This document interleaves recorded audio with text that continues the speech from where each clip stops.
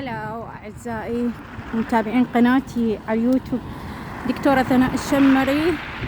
طبعا أنا دا أصور لكم من منطقة هرتينيمي في فنلندا، هلسنكي عاصمة فنلندا. واليوم ما شاء الله فرحنا شوية، خف الثلج، وهسه اليوم ما شاء الله قاعد تمطر ثلج، والجو كما ترونه كما نراه.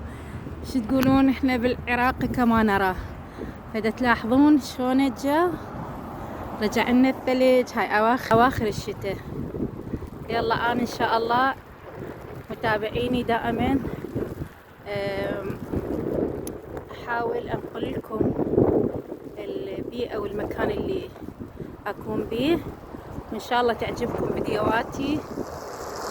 ولا تنسون الاعجاب واللايك والاشتراك.